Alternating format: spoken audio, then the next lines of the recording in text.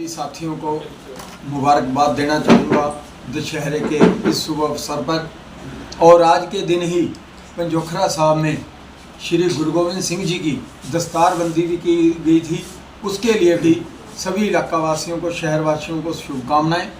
और जैसा कि आप लोगों ने बहुत सहयोग किया है, अभी चुनावी दौर से हम गुजरे हैं, आप सभी के सहयोग के लिए जो आपने दिखाया है, हमारे सभी समाचार पत्रों ने जो चुनाव का प्रचार प्रसार किया, आप भी बधाई के पात्र हो।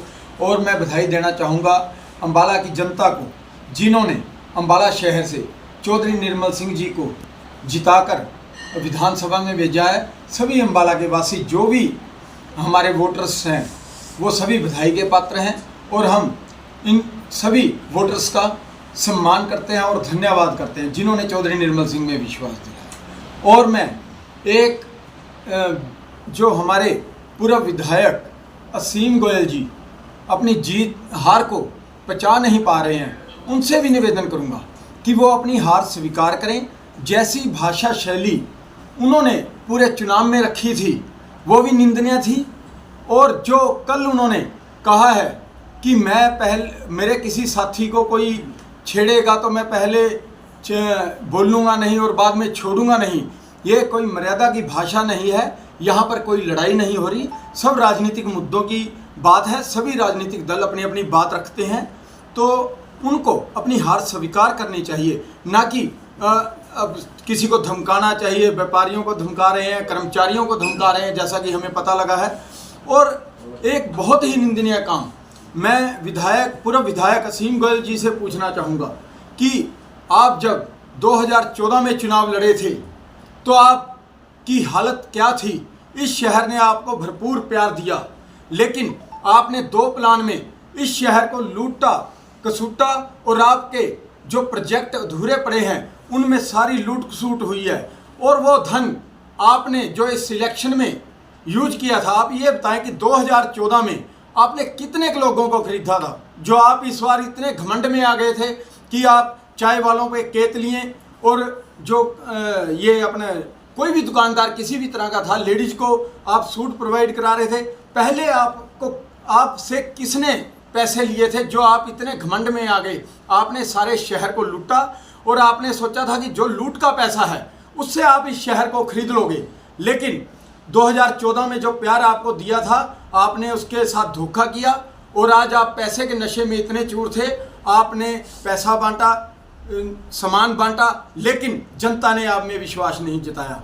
और मैं फिर पूर्व विधायक से निवेदन करूंगा कि वो संयम बरतें और जो मौका छीन लिया है लोगों ने उनसे, उसको स्वीकार करें। हिमान साहब निर्मल सिंह विधायक बने हैं, उसके बाद एक बार भी जनता के बीच नहीं आए, क्या कहना चाहेंगे? ऐसा नहीं है, चौधरी साहब जब से जीते हैं यहाँ पे आए भी हैं शहर में, लेकिन दिल्ली जो मीटिंग का दौर चल रहा था कल वो आ चुके हैं। और हमने कल एक प्रोग्राम जनता का धन्यवाद करने के लिए चड्डा पैलेस में सुबह 10 बजे रखा है।